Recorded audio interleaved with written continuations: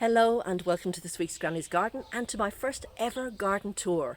Up until now I've been hesitant, well more than hesitant, downright reluctant, probably near the mark, to show my garden as a tour. The reason is that for me this garden is a work in progress. If I step out of the picture, it looks quite pretty because the actual skeleton is there, the different areas are there. The problem is when you get up close and personal. But I know where you're coming from. You don't know how the layout is and how each garden room flows into the next one. We're going to resolve that right now. So let's get going. So starting at the gate, I come up and I turn left along the stepping stones. And this is the future Woodland Garden.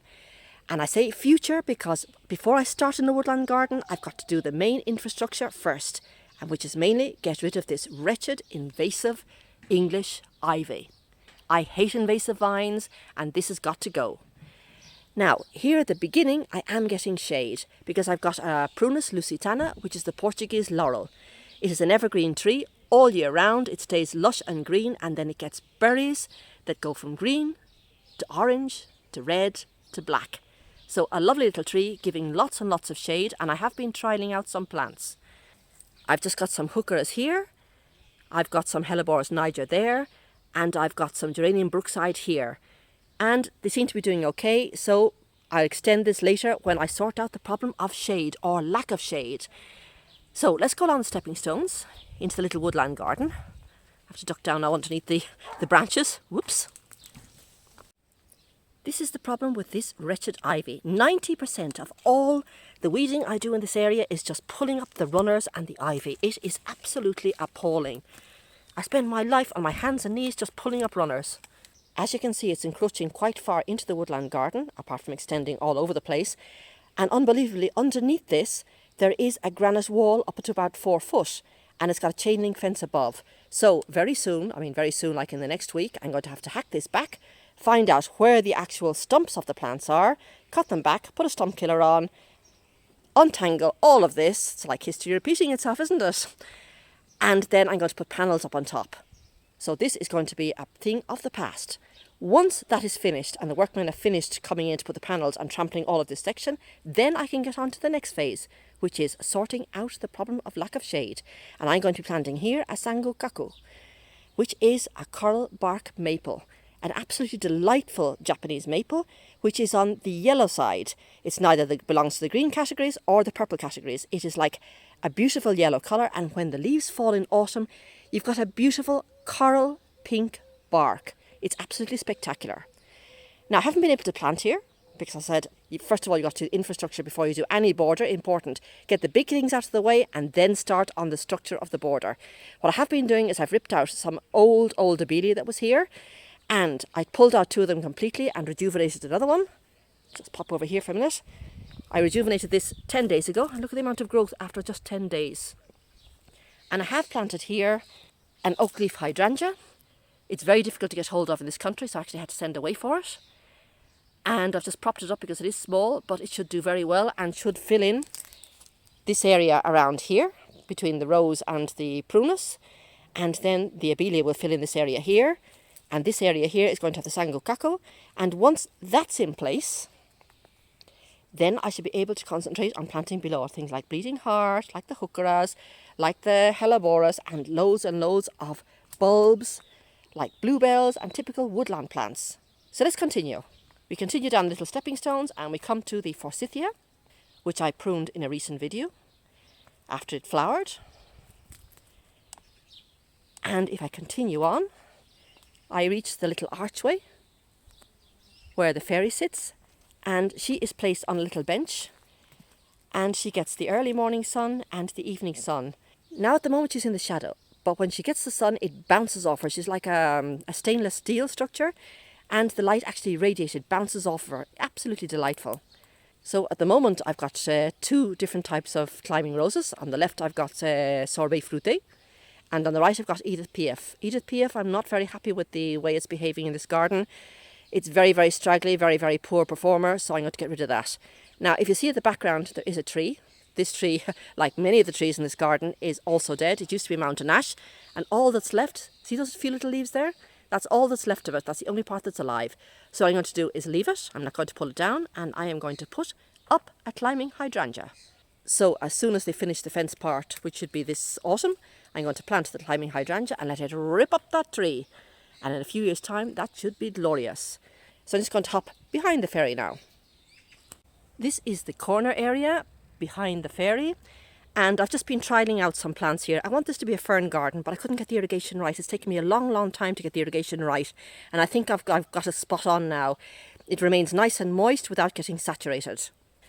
Now what I want to do here is plant loads and loads of ferns. Obviously, this has got to go first. You can't put the cart before the horse. But I do trial out plants. Now, what I want to do is get loads and loads of ferns and then loads and loads of shade-loving bulbs, things like Roscoea here. I mean, this has gone over, obviously, because it's past its time. But these beautiful little orchid-like flowers, they look really quite delightful. So when you've got loads and loads of ferns in greenery and you have these sort of light buttercup things poking up in between, that's the idea. So the area behind the fairy is going to be the fern garden. And then if I look back, it's the fairy, there's the Mahonias, and that little path will take you through the woodland garden and through my new Japanese maple, my yellow Japanese maple, right back onto the driveway. So let's go back to the start. Right, we are back at the gate. So first left the stepping stones was the woodland garden, but we are going to take the second left beside the lamppost. And this is what you're met with. It's a gravel path with little slate stones in the middle. And at the beginning, there is a very, very, very large Italian cypress. There's an entrance to the lawn here to the right. The woodland garden is now on my left-hand side. So I've got an Andina heavenly bamboo here. This gap is what will be filled by the oak leaf hydrangea and the Abyssinia. And behind it, of course, is going to be my Sango Kako, the coral bark maple. To my right here, I've got the beautiful Magnolia Red Lucky, which blooms on bare wood. Then I've got the Mahonia, which I've pruned in videos. It's the leggy Mahonia that's leggy no more, and it's got lovely growth down underneath, right down to the bottom. And this path leads you directly to this multi-trunk olive tree, which I absolutely love. And this multi-trunk olive marks the beginning of this very long new shrub border. Now, I have only started planting this shrub border now, because in past videos you will see the whole length of this fence was covered by 6 different types of invasive vines with 20 years growth behind them. And it took me nearly 2 months between cutting down, untangling, killing and digging up to get it clean. And then I could finally start to plan. So you can see it's a very, very long border. It's going to take a heck of a lot of plants to actually plant it. But the question is, I can now free to start planting, and I'm going to do it bit by bit. You've got to work within a budget, especially when you're a pensioner, and I've got no rush. I'm in no hurry. So what I did get was another hydrangea. This is Vanille Fraise. It's a French bred hydrangea, and because it's a French bred hydrangea and you can't get them in this country, I sent over to France for them. Because it comes by post, it comes in smaller little plants. It's looking very, very healthy, and I see it's budding up, so it's actually going to flower this year, which is absolutely great. It is the vanilla strawberry, and it's going to be, the typical goes from white to dusty pink to darker pink, and the blooms last for ages as they change to different colours, and they can take sun or shade. At the moment I've got nothing else around her. She's on her own, but don't worry, it will be planted up. Then I've got this little obelisk here with oh dear, that's a bit askew, isn't it? Hang on just a minute. See if I can get my foot in here without prickling it too much.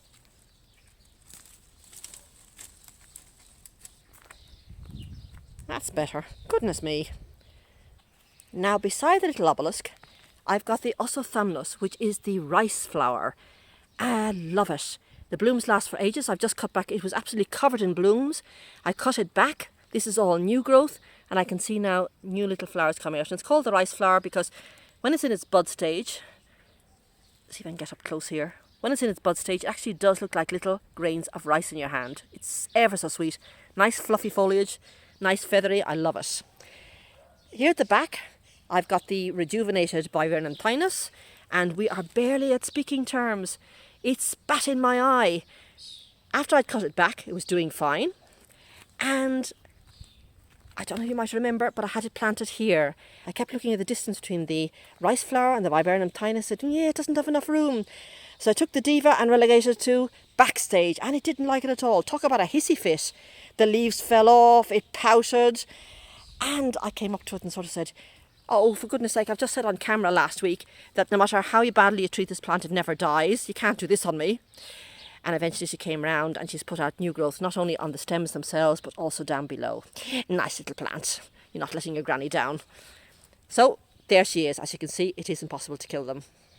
The next plant is a Golovilia, or the Canberra gem. This is going to go. It may look all right, and you might think the stem is here, but in actual fact it's not. It got hit by Philomena, the actual snow blizzard, and the anchor point is here, and the whole thing just went whoop. And it didn't flower at all this year. I had 1 or 2 flowers in the whole of the shrub. So that's going to go. I can't have badly performing plants here. And she's really, really badly affected, poor thing. So I'm going to get rid of her. And I'm going to bring over the New Zealand tree bush in her place. And I've also got a Hydrangea to keep this New Zealand, Australian vibe going on here.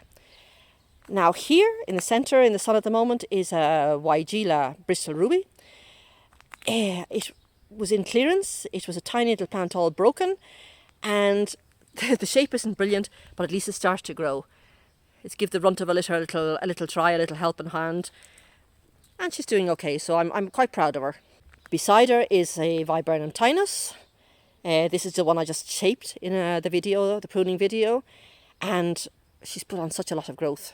These are real thugs, real bullies, so I'm not sure if I'm going to keep her, but for the moment she is where she is. Beside the viburnum tinus, I have got another prunus tree, and behind her I've got the smoke bush, the royal purple that I planted this year, and I've got a cornice here, a dogwood, that is the Florida, at least according to the label it's a Florida. We'll soon find out when it starts blooming next year. Coming forward, I've got a little peony here, and then the blush noisette rose. This blush noisette rose was in a different area of the ground, of the garden, I should say, and it stayed about this level, about 6 inches, pouting and just limping along. So I pulled her over here, put the little railing around her to make her look pretty, and the amount of growth she's put on in about 2 months is, well over a foot. And she bloomed once, she's now starting to bloom again, and I can see lots and lots of buds. This is a pretty little thing. This rose dates back to 1815 and is quite delightful. Now, behind the blush noisette rose is an azalea, a deciduous azalea. Now, I can't plant azaleas, they don't do well in my garden straight in the ground, but I can plant them in pots. And when I'm planting a new shrub border, because it takes time for the smoke bush to grow out and the cornice to grow out, what I do is put pots in, and as things start to flush out, I start moving the pots forward, and they'll keep coming forward and forward and forward. This is a very, very wide gravel path, so eventually they might end up all here at the edge. But they'll have done their job. They'll have filled in an area which is in growth. So I've got another peony here, and then I've got the Spirea, which I did a rejuvenation pruning on in a recent video also, and hydrangea in a pot again. Now these type of pots I like. These are they call here lava pots because they've got like a bubbly shape to them. And this one I particularly like. It's the colour I think is called Arctic, and it's almost like a light grey green colour. It's not in your face, but it does stick out in among the border. Really, really pretty, a really pretty colour. So there's going to be a lot more pots, but for the moment I've got 2 here. Now in the foreground here I've got the first of my camellias. This is a transplant from a different area of the garden that wasn't doing well. And at the back I've got the Dame of Galicia, which is the second camellia I bought recently in a plant haul. And this is the one I'm going to be training into a lollipop. At the moment, I don't know if you can see, there's a little bit of a bare stem where I've actually pruned up. So what I'll be doing every year is, once it's flowered, dividing it into thirds, and then the bottom third I'll be removing all the branches, and so on and so forth until it becomes a tree with a lollipop on top. Here I've got 3 little nandinas, heavenly bamboo, that I transplanted from a different area of the garden. Pulling out here, I've got the area earmarked for a succulent garden. I did some trials here, that's what I was trying out, and of course we had the worst winter since 1908. And I had Haworthia, Echeveria and the Sempervivums. And the Sempervivums came sailing through both the Arctic blast and the snow. However, the Haworthia and the Echeveria, no. Now, I will be taking a trip down to Desert City, and I'm going to talk to the experts there, particularly about things in this area that can withstand a winter in this area. So that'll be another episode further down the line. Now, above me, I've got one of the nicest trees in this garden. It is a bald cypress. It is feathery. When it rains, the raindrops are held between the little feather plumes. It looks like diamonds. And I just love the contrast between the red prunus and the green of the bald cypress. Now, these bald cypresses do shed the lower branches. When the tree feels like it, it cuts off the feed, the branch dries out and it drops it. But they're very, very small branches. And indeed, in the 3 years I've been here, branches have fallen, but they haven't even broken the ceramic pot or the light. So no real damage there and no real danger there. But isn't it absolutely delightful? So going behind the succulent area is the hibiscus that I planted this year. This is a double. You can see the graft down here. It's clearly into two different branches. One of them is white and one of them is pink. Which one? I don't know yet, but we'll soon find out because I see that there are going to be flowers. I've got buds coming up, I think on both sides, both the pink and the white one. So we'll soon find out. Now behind the hibiscus I have got a red twig dogwood, and beside that I've got the European fan tree. This is the one that I call the phoenix because it was poking those little fan-shaped things out of the snow. This does so well in this area. When the leaves start, it starts almost like a closed hand, and then it splits open and the fingers come out.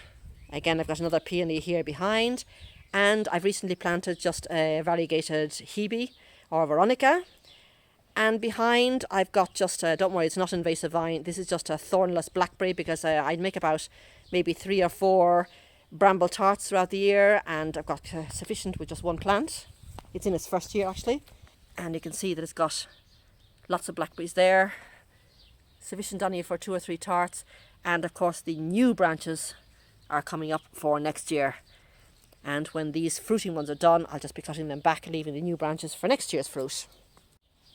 Now besides the European fan tree, I've got the Cornice, Controversa, Variegate, which is the wedding cake tree. This was bought online, and buying things online you do have problems, and this has got several issues. One of the main ones is it has no leader. If I come around here, now as you can see here, the leader has clearly been broken. It hasn't been cut. It's snapped off at some stage. This is a problem. But because this is a wedding cake tree, we'll just have to see. Because wedding cake trees, the whole idea is that they are kind of lopsided or asymmetrical, if you want to be more elegant about it. So this area is already growing. So maybe it'll grow and then extend sideways and grow and maybe extend sideways. And I might just be able to get away with it. I have to wait and see. Second thing is that it's in transplant shock, clearly in transplant shock. But you never ever make a drastic decision, especially when you plant a tree of this size. You've got to just give it time. So if you look at it, all of the leaves it came with are sort of brown and crispy and falling off. You can see them there on the ground, they're falling off. But if you take a closer look, there's lots of new leaves, and those new leaves are not going brown and they're not curling up. So maybe it's now adapted to its surroundings, and anything that grows new is going to be fine, and all of the older leaves that are all brown and yucky will just dry up and fall off. So like I said, if you transplant something of this size, just give it time. It needs to adapt. It goes into shock, and we'll see if it'll recover. Either way, my problem is the leader, but maybe I can get away with it. We'll just wait and see. Certainly there's going to be no decision made on something like this until the end of next growing season. Now down below, you'll see I've got some phlox and some lobelia. I just had seedlings left over, and this area is quite bare at the moment, so in they go, and they're doing fine. Obviously they're not meant to be there, but I may as well use them. Now the wedding cake tree marks the entrance into the gravel garden and the beginning of the hidden patio. Isn't that lovely? This is the area that's an experiment, that I've been experimenting with a different type of plants to plant between the pavers. And just a quick update, violets are doing fine, moss phlox is doing fine. I love the feathery texture, and this is actually doubled in size. They were tiny little plants and it's now doubled in size. The campanula I love. I've sheared it back now just a few days ago, so it'll probably flower out now again in a couple of weeks. But all along the edge, I want this campanula, And then this is the creeping Mussels, and it is a thug. During the month of April, May and June, it spread like wildfire. Everywhere it touches soil, it puts out roots. Obviously, when it runs over stone, no, when it runs over stone, it's just like a carpet. You can lift it up and trim it off really easily. It was a lovely deep green, and the temperatures this weekend hit 100 degrees plus, and it started to go a little bit yellow. So we've got to see, this is part of the experiment, what happens in July and August, and what happens in January and February. Those are the main trial months. So no decision is going to be made until the experiment ends, which is in March of next year. But just pulling back at the moment, with the sun shining out, isn't that lovely? How far this has come in just 2 months. The little cracks filling in and it's softening out. The hardscape was really, really hard, and it gets so soft when you plant something in between. Completely different type of look. And there at the background you can see another pot. And this pot contains something that is going to be beautiful in the future. It doesn't look very much now. It definitely doesn't look like anything now. This is possible to get in this country. I had to send away to France. And is one of the serrata hydrangeas called Preciosa, which means beautiful one. If I get up close, you can see that again, like the wedding cake tree, all the leaves it came with are going brown and are falling. I've had it in my plant hospital for about 3 weeks, and I've let it out of the hospital now because it's got new growth, and that new growth looks nice and healthy. This takes sun or shade. It goes to be about 3 to 5 foot tall and wide, and it's the colour of its flowers, because this one goes from green to yellow to white to light pink, dusty pink, cherry red, and then deep wine red, all in the one season, and often different coloured flowers on the same plant at the same time. It's absolutely stunning. So it's called Preciosa with a Z. Hopefully in the future that'll be a stunner. You've got to take my word for it. At the moment it looks absolutely nothing, but that is why I have given it pride of place, because it's the entrance to my hidden patio, and it's also at the entrance to my hall door where Boston is. And of course I couldn't finish the hidden patio area without having a look at my Japanese maple. How it has grown in the 2 months since I planted it. What a stunner. And what I'm actually going to do is set up the camera and hide behind the Japanese maple and get the same position, the exact position I was in 2 months ago when I planted it, and it'll see how much it has grown. Amazing.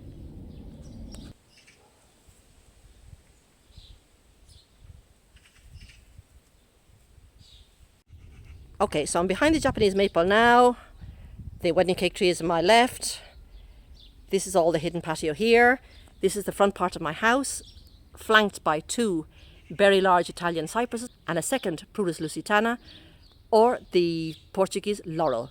And down below I have got 3 sleepers, one on top of the other, giving a huge raised bed. And this is going to be the perennial and bulb border. I've got lots of things to pull out yet. I've pulled out so much, but I've still got a couple of shrubs that need to go, which is the Nandina here and the lilac here, which is totally out of proportion because I only want perennials and bulbs here. The sleepers give you great opportunity. It's a very flat surface, so I can put pots. I've got 2 pots of fuchsia here, and in springtime I'm going to be putting lots and lots of tulips here, because tulips don't come back for me unless they're species tulips. So plant them in pots, let them do their thing, and then that's the end of it. So have a quick look at the perennial border. These are delightful. I absolutely love these. This is not frost hardy. This is the Abyssinian Gladiolus, and it's like a double star. Very delicate flower. It's like a white star on the outside, and then if you open it up, it's got this deep purple star on the inside. Delightful plant. It's covered in buds, and you get this striking foliage which stays upright no matter windstorms, rainstorms, hailstorms, and then these beautiful delicate flowers pop out among the middle. At the moment I've got it in a nursery pot. It's the only pot I had when I planted up the bulbs. I'm going to have for future years very, very pretty pots, so I can pop it into the border, and then in winter I'll just take it into the basement and let it overwinter in there. So I've got the first of the dahlias coming out. This is Arabian Night. Then I've got my Abyssinian Gladiolus. What else have I got? 2 different types of Crocosmia. The orange one is like the native one to Ireland. It grows in the hedgerows in Cork and in Kerry. Absolutely delightful. It's actually going over now. This is the red variety. Liatris is just coming out now. I've still got the seed heads of the allium. This dahlia is looking very, very healthy. Absolutely colossal. I presume this is Bora Bora. We'll soon find out, but from the size of it I'd say it's Bora Bora.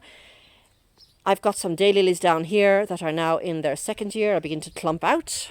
I've got some gaura here. I've got some gallarda there. These are just the leaves of the Granny's lily, which I showed in a recent video, which are absolutely delightful. Then up at the back I've got Persicaria Alba, just coming into bloom. I just love this. It's not ramrod straight. It sort of floats in and out, very delicate. And here it just flowers for weeks and weeks and weeks. And we had 100 degrees in the weekend, and we have 75 degrees now, and this created a huge windstorm. And unfortunately, my gladiolus got completely and utterly whacked, which is such a shame, considering I was going to film today. Also, look at the iris, isn't it? Oh, gosh. These irises are lovely. They're a bright yellow iris, and obviously will come up again next year, or flower again next year. This gladiolus is actually a pretty little one. It's called Holland Pearl. See if I can turn it round. And it's a cherry red with a little white rim to it. It's really pretty, and it's so unfortunate that it got whacked by the wind. At the back there, I have got Night Butterfly. Very pretty dahlia with sort of like a purple outer and a little collar on the inside, which is like purple and white. Quite delightful. Okay, so that's the perennial border, the hidden patio. I'm just going to give you an overview of the garden from this area. As you see, the skeleton of the garden is there. It looks quite nice from a distance. That's the future Woodland Garden. That's the fairy at the end with the Fern Garden behind. The long, long, long shrub border. Then it comes to the front of the house with the perennial and bulb border below. Again, as I said, the perennial bulb border, it's in its infancy. There are loads and loads of gaps, and yet there are hundreds of plants in here. But they will grow. Perennials get bigger and thicker and join together, and then the spikes will stick up, and then when a windstorm comes through, they'll be held up by the surrounding plants and they won't fall on their face like this one. Here's another one with a ball. So, beside the driveway is the future rose garden, or rose border. So the first thing we see here is a Crepe Myrtle. In a recent video I've been started to train to become a multi-trunk. As you can see, I actually have supported the way I said I was going to support it. And it's looking okay. You can clearly see now there are several trunks there to become a future multi-trunk. And of course this is the rose border. This is the tree, the New Zealand tea shrub that I'm going to be hopping over to the other side. This is going to be the future rose fountain. And I'll be tackling phase 2 very, very soon, like next week. This second obelisk with the self-planted rambling rose is going to be cut down. It's going to be transplanted somewhere else in the garden, because the rose fountain has got to be the centre point of this rose garden. So what I'm going to have are 6 shrub roses. I've got 2 already, although they need to be spaced differently. And then the centre rose fountain. And then it'll be underplanted with lots of spring bulbs and lots of things like violas in autumn. So it's definitely going to be roses and then underplanting. And then my star is going to be the rose fountain, phase 2 of which is next week. To the right of the driveway when you come in is the embankment. It doesn't look steep, but it is in actual fact very steep. And here is the next problem. Cypress hedge that is over 10 foot tall. Now this, I can't hack it. My husband and I are getting on in years and we can't go forward with something like this. Also, it's a cypress hedge. It constantly needs to be sprayed. And I've inherited one that's already cut incorrectly. If this had been cut in an A-shaped, where the sun was able to penetrate, you'd be talking about something else. But it was always in a block shape. The sun hasn't been able to penetrate. So in actual fact, the green part is very, very fine. Very, very thin indeed. So it's got to be extra specially pruned to be careful not to go into the brown branches, which don't sprout. So, and also, cutting it is damn right dangerous. You put a ladder on a steep embankment and you try to have a power tool at the same time, and it is darn right dangerous. And no, it's just an accident waiting to happen, and I'm just not onto it. At the moment we're in our 60s, in 10 years' time we're going to be in our 70s, and this is just not on. So this is going to be taken out this winter. Another huge job. At least you can cut this down to a stump and know that it's not going to regrow.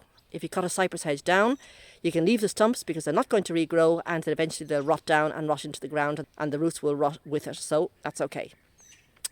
So on the embankment, this is the silver maple that I'm regrowing from a stump, because this does regrow from a stump, not like the cypress. Next thing up is a very sorry looking juniper, like most of the trees that came with this property. Then I have got a box elder, which is an Acer nerundo. This is great. This gives great shade to the cars parked underneath. gets it out of the 100-degree sun. Then a very Spanish pine tree next, and then up the stairs to the side of the house.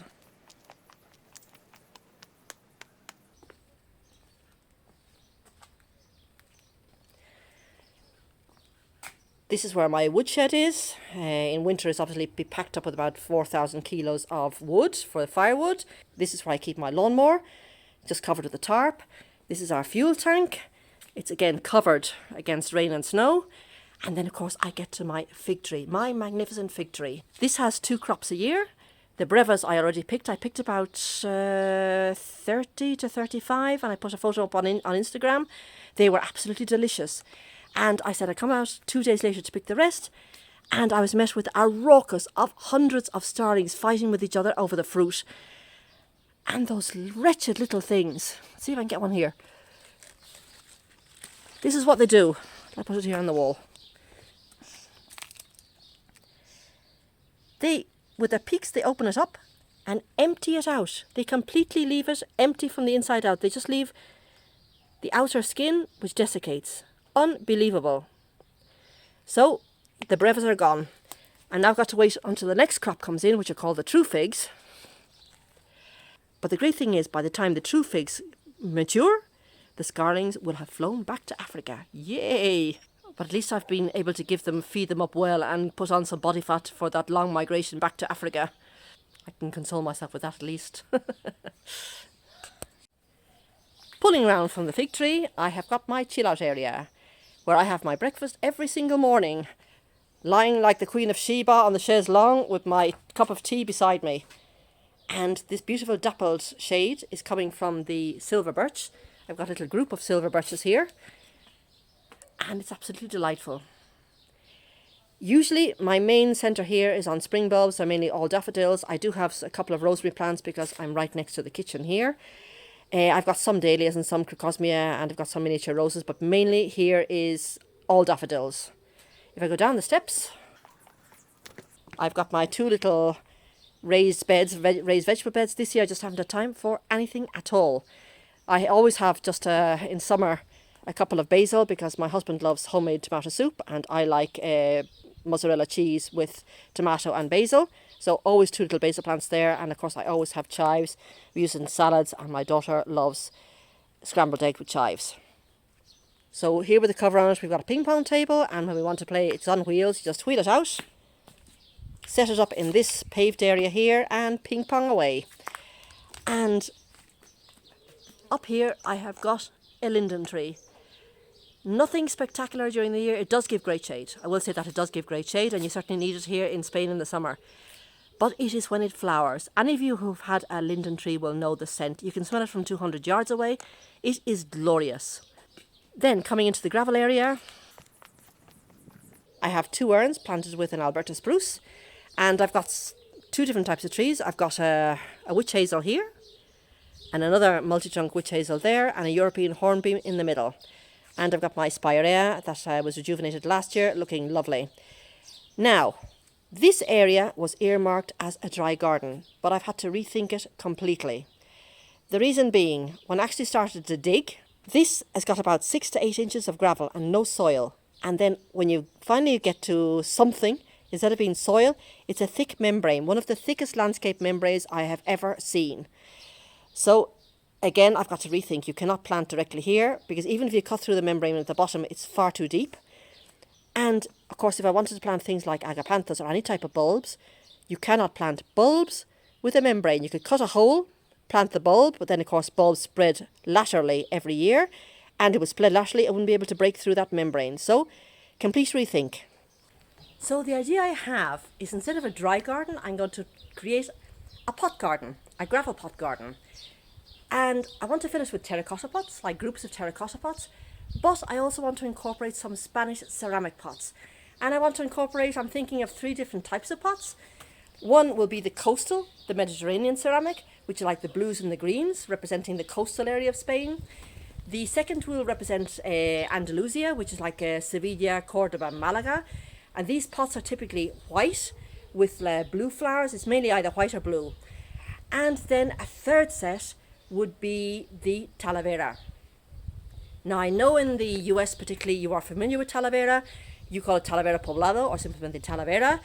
In the 11th century the Arabs gave this technique to the Spaniards, and then in the colonial period the Spanish monks together with artisans from Talavera de la Reina travelled over, and then the indigenous people were trained in the technique as well, and it just became Talavera over there. So it's going to be terracotta and ceramic Mediterranean, terracotta and ceramic Andalusia, and terracotta and ceramic Talavera. I think it's going to look lovely. But now, of course, I can't call it the dry garden, so I need your help. What do I call it? Spanish ceramic garden? Gravel pot garden? What are your thoughts? Anything else? Any more ideas? Because I always have a name for each area. I've got my woodland, I've got my chill out, I've got my rose garden, I've got my fairy garden, my fern garden. So I need a name for this. So I'm all ears. So from the gravel area, I just want to swing round and give you a shot of the garden from this angle. The hidden patio, little gravel path, the new shrub border here. You can see the first area is quite heavily planted and the rest is looking pretty bare, but it'll change. And then passing the Prunus lusitana, which is the Portuguese laurel, you'll see here those berries are starting to go red, and further down where it's more in the shade, they are still green. I have a set of steps going up to the front porch.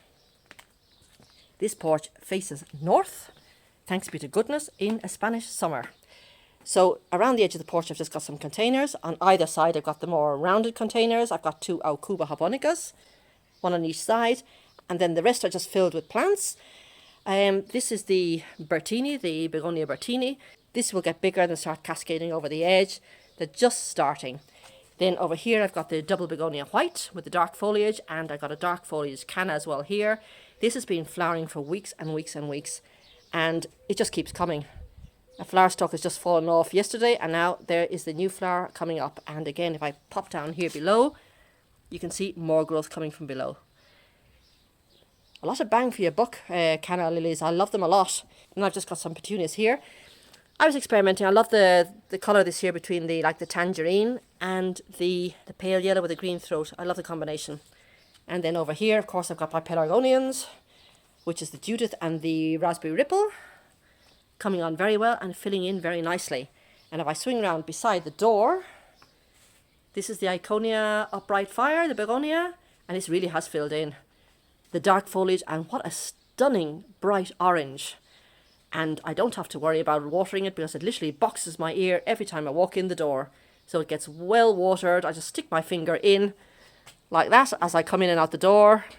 Yeah, it's fine. Tomorrow will be fine. And watered as should be. So this is the porch where we have many an alfresco. And this is the view I have from when I'm having my dinner alfresco.